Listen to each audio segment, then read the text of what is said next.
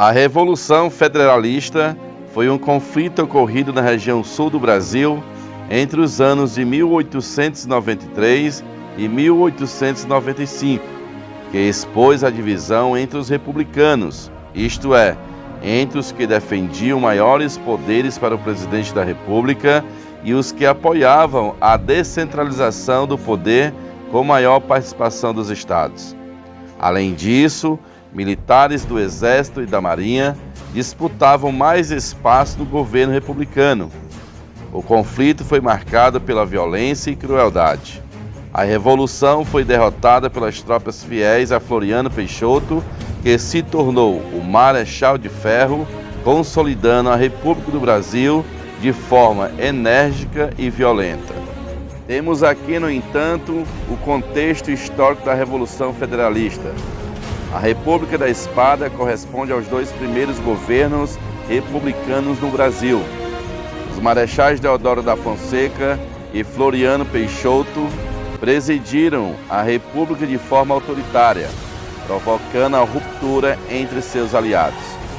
Os dois presidentes queriam mais poderes do que foram concedidos pela Constituição de 1891, para que o novo regime implantado no Brasil em 1889 se consolidasse, evitando qualquer reação de monarquistas. Porém, uma ala republicana defendia o contrário, a descentralização do poder e a maior participação dos estados. Deodoro renunciou à presidência em 1891, sendo sucedido pelo seu vice, Floriano Peixoto. De acordo com as regras constitucionais, como o presidente renunciante não cumpriu a primeira metade do seu mandato, deveria haver novas eleições presidenciais. Porém, Floriano não se mostrou disposto a convocar um novo pleito, e isso provocou insatisfação entre os republicanos. A Armada, como era chamada a Marinha naquela época, também se mostrou insatisfeita com os rumos do governo republicano e decidiu se rebelar. A revolta da Armada começou no Rio de Janeiro, mas foi derrotada pelas tropas governistas. Porém, seus participantes se deslocaram para o sul, a fim de participar da Revolução Federalista. Temos aqui os líderes da Revolução Federalista. Os líderes foram aqueles que lideraram os grupos que participaram do confronto. Júlio de Castilhos era aliado do presidente Floriano Peixoto e defendia maiores poderes ao presidente. Já Gaspar Silveira Martins defendia a descentralização do poder e a instalação do parlamentarismo no Brasil. Devido às causas da Revolução Federalista, as divergências entre os republicanos culminaram na Revolução. Um foi liderado por Júlio de Castilhos, aliado do presidente Floriano Peixoto, e que defendia um governo federal forte, com poder centralizador. O outro grupo, liderado por Gaspar Silveira Martins, defendia a descentralização do poder e o parlamentarismo, ou seja, poder limitado ao presidente da República. Aqueles liderados por Gaspar Silveira ficaram conhecidos como Maragatos, e os comandados por Júlio de Castilhos ficaram conhecidos como Pica-Paus. As origens desses nomes quer dizer Maragatos, mercenário, um povo mercenário, e Pica-Paus era o uniforme usado por o grupo durante a Revolução, que era a mesma cor de um pássaro da região. Nesse momento, vamos entender como foi a Revolução Federalista. Como se deu essa revolução? Júlio de Castilhos foi eleito presidente do estado do Rio Grande do Sul em 1893. Os federalistas não aceitaram sua eleição e se rebelaram.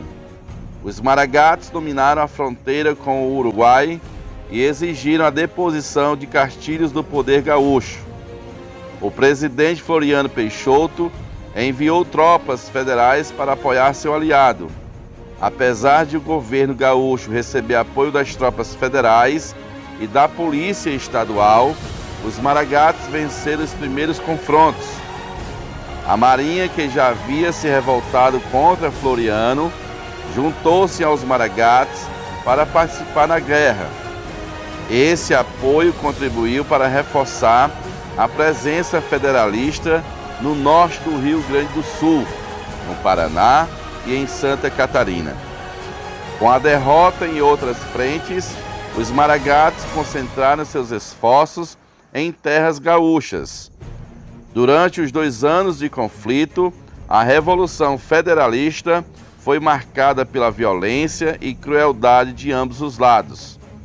Os vencedores não tiveram piedade dos vencidos, chegando ao extremo de degolarem aqueles que já tinham morrido no campo de batalha.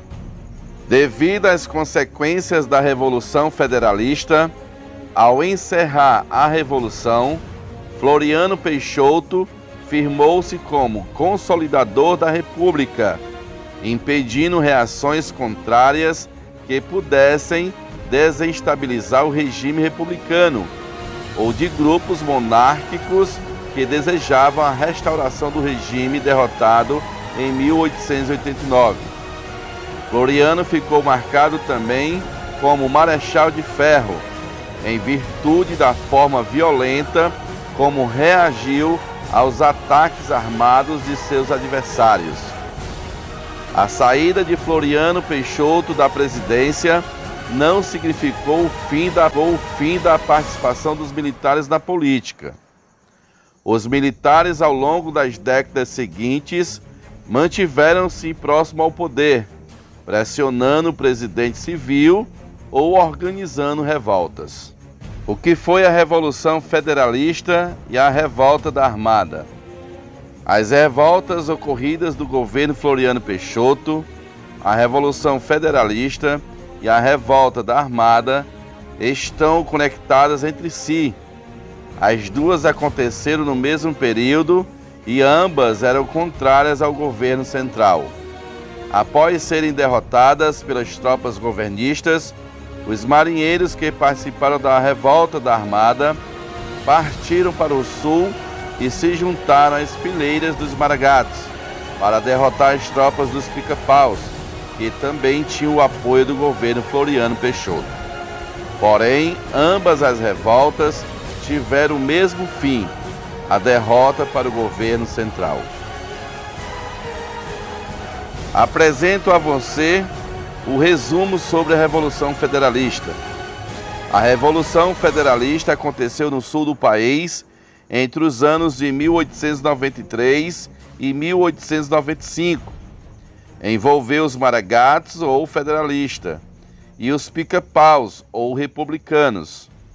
A Revolução demonstrou a divisão entre os republicanos, pois um grupo defendia a descentralização do poder e o outro, o fortalecimento do presidente da República.